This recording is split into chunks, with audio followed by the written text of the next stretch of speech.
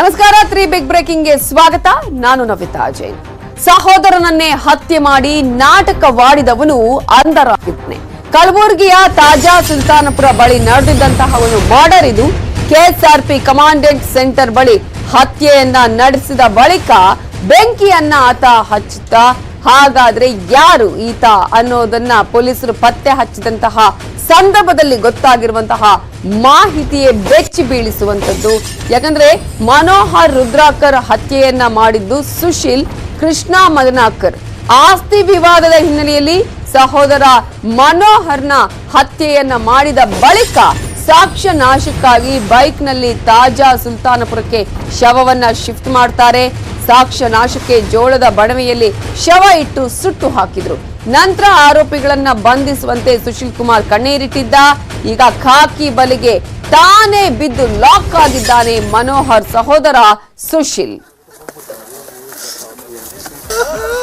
ಆಸ್ತಿ ವಿವಾದದ ಹಿನ್ನೆಲೆಯಲ್ಲಿ ಸಹೋದರನನ್ನೇ ಹತ್ಯೆ ಮಾಡಿರುವಂತಹ ಘಟನೆ ಇದು.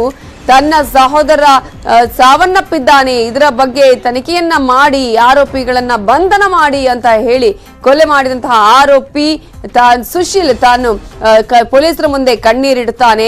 ಸಹೋದರನನ್ನೇ ಹತ್ಯೆ ಮಾಡಿ ಕಣ್ಣೀರಿನ ನಾಟಕವನ್ನ ಮಾಡ್ತಾರೆ. ಆದ್ರೆ ಇವೆಲ್ಲದರ ಬಗ್ಗೆ ಪೊಲೀಸರು ಸಾಕಷ್ಟು ನಿಗಾವನ್ನ ಇಟ್ಟಿರ್ತಾರೆ. ತನಿಖೆಯನ್ನ ಮಾಡಿದ ಬಳಿಕ ತನ್ನ ಸಹೋದರನನ್ನ ತಾನೇ ಸಾಯಿಸಿದ್ದು ಅನ್ನುವುದನ್ನ ಕೂಡ ಬಂಧಿತ ಆರೋಪಿ ಒಪ್ಪಿಕೊಂಡಿದ್ದಾನೆ. ಮಾರ್ಚ್ 18, 2022ನೇ ತಾರೀಕಿನಂದು ನಡೆದಿರುವಂತಹ ಘಟನೆ ಇದು. ಕಲಬುರಗಿಯ ತಾಜಾ ಸುಲ್ತಾನಪುರ ಬಳಿ ಮರ್ಡರ್ನ ಮಾಡಿದ್ದಾನೆ ಸಹೋದರ. ಇದರ ಬಗ್ಗೆ ಇನ್ನಷ್ಟು ಡೀಟೇಲ್ಸ್ ಕೊಡೋದಕ್ಕೆ ನಮ್ಮ ರಿಪೋರ್ಟರ್ ಅರುಣ್ ಕುಮಾರ್ ಫೋನ್ ಸಂಪರ್ಕದಲ್ಲಿದ್ದಾರೆ. ಅರುಣ್ ಕುಮಾರ್, ಆಸ್ತಿಯ ವಿಚಾರಕ್ಕೆ ಈ ರೀತಿಯಾದಂತಹ ಒಂದು ಹತ್ಯೆಯನ್ನ ಮಾಡುವಂತಹ ಒಂದು ಪ್ರಯತ್ನ ಆತನ ಸಹೋದರನೇ ಮಾಡಿದ್ನ? ಹೇಗಿತ್ತ ಪೊಲೀಸರು ತನಿಖೆಯನ್ನ ಮಾಡಿದ ನಂತರ ಈತನೇ ಆರೋಪಿ ಅನ್ನೋದನ್ನ ಪತ್ತೆ ಹಚ್ಚಿದ್ರು? ಹೌದು ನವಿತಾ, ಕಳೆದ ಮಾರ್ಚ್ 18ರಂದು ಈ ಒಂದು ಘಟನೆ ನಡೆದಂತಂದು ಸಹೋದರನ ಆಸ್ತಿ ವಿಚಾರಕ್ಕಾಗಿ ಸಹೋದರನನ್ನ ಮನೆಯಿಂದ ಕರ್ಕೊಂಡು ಹೋಗಿ ಹತ್ಯೆ ಮಾಡಿದ್ದಾನೆ. ಅಲ್ಲದೆ ಆತ ಏನು ಕೊಲೆಯಾದಂತಹ ಮನೋಹರ್ ಇದ್ದಾನೆ, ಆತನ ಪತ್ನಿಯ ತಂದೆಯವರ ಆಸ್ತಿ ಅದು. ಈ ಹಿನ್ನೆಲೆಯಲ್ಲಿ ಈ ಮನೋಹರ್ ಮತ್ತೆ ಮಹೇಶ್ ಮತ್ತೆ ಸುಶೀಲ್ ಈ 3 ಜನ ಅಣ್ತಂಬ್ರು ಇವರು. 3 ಜನರಿಗೆ ಚಿಕ್ಕವರಿದ್ದಾಗ ತಂದೆ ತಾನೇ ಕಳ್ಕೊಂಡಿರ್ತಾರೆ. ಆ ಸಂದರ್ಭದಲ್ಲಿ ಸೋದರ ಮಾವರೇ ಇವರನ್ನ 3 ಜನರನ್ನ ಮನೇಲಿ ಇಟ್ಕೊಂಡು ಸಾಕಿರ್ತಾರೆ. ಅಂತ ಸಂದರ್ಭದಲ್ಲಿ ಈ ಮನೋಹರ್ ಇದ್ದಾನೆ, ಈಗ ದೊಡ್ಡವನಾದ್ಮೇಲೆ ಮದುವೆ ಆದ್ಮೇಲೆ ಸೋದರ ಮಾವನ ಮಗಳನ್ನ ಮದುವೆ ಆಗಿದ್ದರಿಂದ ಈ ಮನೆಯಲ್ಲೇ ಕೂಡ ಮನೋಹರ್ ಮತ್ತು ಸುಶೀಲ್ ಇಬ್ರು ಕೂಡ ವಾಸವಾಗಿರ್ತಾ ಇದ್ರು. ಆದ್ರೆ ನೀನು ಇತ್ತೀಚೆಗೆ ಅವನು ಮನೋಹರ್ ಕಲಬುರಗಿಯಿಂದ ಪೂನಾಕ್ ಹೋಗಿ ಸೆಟ್ಲ್ ಆಗಿದ್ದ. ಆ ಸಂದರ್ಭದಲ್ಲಿ ಯಾವತ್ತ ಸೋದರ ಮಾವನೇನು ಮನೋಹರನ ಹೆಂಡತಿಯ ತಂದೆನ ಮನೆ ಇರುತ್ತೆ. ಈ ಮನೆಯಲ್ಲೂ ಕೂಡ ಸುಶೀಲ್ ವಾಸವಾಗಿರ್ತಾನೆ. ಕಳೆದ 2 ವರ್ಷಗಳಿಂದ ಸೋದರ ಮಾವ ಈ ಮನೆಯನ್ನ ಖಾಲಿ ಮಾಡುವಂತ ಮಾತನ್ನ ಸುಶೀಲ್ ಕೂಡ ಹೇಳ್ತಾನೆ. ಆದ್ರೆ ಸುಶೀಲ್ ಇನ್ನು ಅಷ್ಟಾದ್ರೂ ಕೂಡ ಮನೆಯನ್ನ ಖಾಲಿ ಮಾಡಿರಲಿಲ್ಲ. ಆದ್ರೆ ಕಳೆದ 16ರಂದು ಕಲಬುರಗಿಗೆ ಪುಣೆಯಿಂದ ಮನೋಹರ್ ಆಗಮಿಸ್ತಾನೆ.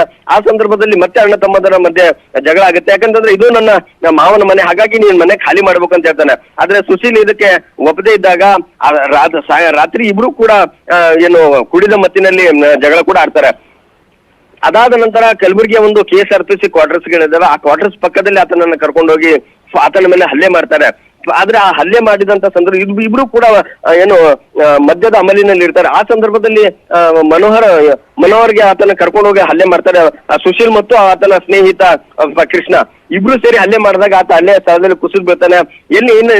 ಹಲ್ಲೆ ಮಾಡಿದಂತ ಇಬ್ರು ನಶೆಯಲ್ಲಿದ್ದಂತಹ ಸಂದರ್ಭದಲ್ಲಿ ಮನೋಹರ್ ಸಾವನ್ನಪ್ಪಿದ್ದಾನೆ ಅನ್ನೋ ಕಾರಣಕ್ಕಾಗಿ ಆತನನ್ನ ಅಲ್ಲೇ ಪಕ್ಕದಲ್ಲಿದ್ದಂತ ಜೋಳದ ಬಣವೆಯಲ್ಲಿ ಹಾಕಿ ಅವನನ್ನ ಸುಟ್ಟು ಬಿಡ್ತಾರೆ. ಆದ್ರೆ ಆ ಸಂದರ್ಭದಲ್ಲಿ ಇನ್ನೂ ಮನೋಹರ್ ಸತ್ತಿರ್ಲಿಲ್ಲ. ಆತ ಕುಡಿದ ಅಮಲಿನಲ್ಲಿದ್ದಂತ ಸಂದರ್ಭದಲ್ಲಿ ಈತನ ಮೇಲೆ ಹಲ್ಲೆ ಮಾಡಿದಾಗ ಆತ ಅನ್ಕಾನ್ಶಿಯಸ್ ಆಗಿ ಬಿದ್ದಿರ್ತಾನೆ.